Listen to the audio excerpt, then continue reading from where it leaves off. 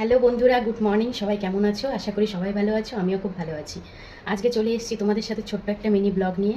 কে কে তোমরা ষষ্ঠীতে যাচ্ছো বা গেছো আমাকে কিন্তু কমেন্ট করে জানাবে। এবছর আমাদের যাওয়া হচ্ছে না।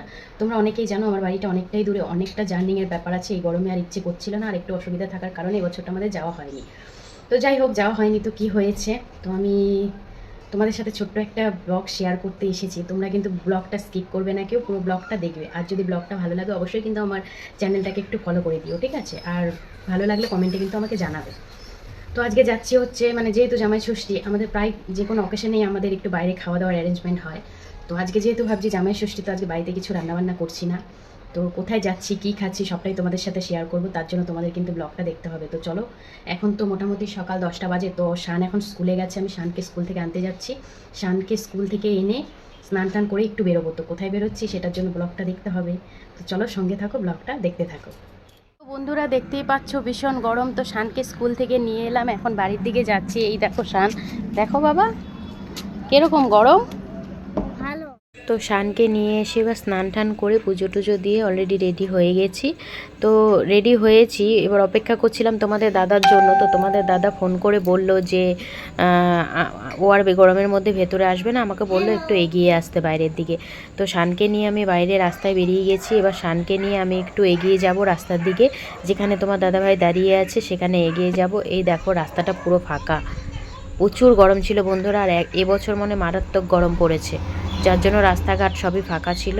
তো শান্ত বেশ দৌড়ে দৌড়ে মজা করে করে যাচ্ছে। ফোনের মধ্যে মনে হচ্ছে যে পুরো মেঘ করে আছে, কিন্তু মেঘ ছিল না, প্রচুরই রোদ ছিল। ক্যামেরাতে সবটা তো ক্যাপচার হয় না, তো তোমাদেরকে কি করে দেখাবো। তো এবার দেখো, চলো, যেখানে দাদা আসতে বলেছিল সেখানে এসে আমরা বসে আছি। এবার সেইখানে এলেই আমরা এখান থেকে বেরিয়ে যাব। তো কোথায় যাচ্ছি তোমাদের মনে অনেক কোশ্চেন আছে যে আজকের দিনে হয়তো কোথায় যেতে পারি। একমাত্র জামাই ষষ্ঠীর দিন নিশ্চয়ই বাড়িতেই যাবে। কেন, দেখো এখানে রাস্তাঘাটটাও পুরো ফাঁকা, রোদের মধ্যে আর কেউ বাইরে বেরোচ্ছে না। যাও বা বেরোচ্ছে, এই দেখো আমি ক্যামেরাতে কি তুলে দিয়েছি, ওখানে একটা লোক ছিল। অবশেষে এই যে তোমাদের দাদাভাই চলে এসেছে। এবার সেখানে বাইকে চেপে আমরা যাচ্ছি গন্তব্য, যেখানে জায়গায় যাওয়ার কথা সেখানে যাচ্ছি। তোমাদের আমি আগেই বলবো না কোথায় যাচ্ছি, তোমরা আগে বলে দিলে তো সেটা সারপ্রাইজ থাকলো না। তোমরা দেখতে থাকো, অবশ্যই শেয়ার করব কোথায় যাচ্ছি। এই যে এটা দেখতে পাচ্ছ, এটা দেখে বুঝে গেছো যে কোথায় যাচ্ছি। হ্যাঁ, এটা হচ্ছে নিউ ওপেনিং হয়েছে সোদপুর পানিহাটি খেলার মাঠের ওখানে ডিবাপি। এটা ব্যারাকপুরে যেটা আছে সেটা আমরা খেয়ে এসেছি, সেটার কোয়ালিটি বেশ মোটামুটি ভালোই ছিল। এটার কোয়ালিটি কেমন হবে আমি জানি না, যার জন্য ভাবলাম যে আজকে একটু ট্রাই করাই যাক। আর্সেলান বলো, দাদা বৌদি বলো, সব কিছুতে ট্রাই করা হয়ে গেছে আমাদের। মানে এই খর্দার মধ্যে যত বিরিয়ানির দোকান আছে, যেহেতু বিরিয়ানি খেতে আমরা দুজনেই ভালোবাসি, এটা বাকি আছে, নিউ ওপেন হয়েছে আর সেখানে যাব না এটা হতে পারে।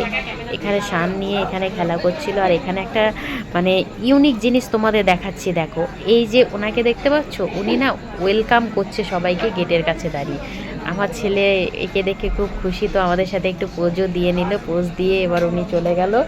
তা আমরা অপেক্ষা করছি এবার বিরিয়ানির জন্য, যে বিরিয়ানি আসবে। এখানে আমরা অর্ডার দিতে বলছিল, তো এখানে আমরা দেখে বাকিটা অর্ডার দিয়ে দিলাম। বেশি কিছু অর্ডার করিনি, যদিও বা বিরিয়ানি, চিকেন চাপ, মটন বিরিয়ানি, চিকেন বিরিয়ানি আর চিকেন চাপ। এখানে এই যে স্যালাড, এই চাটনিটা আমার ভীষণ ভালো লাগে।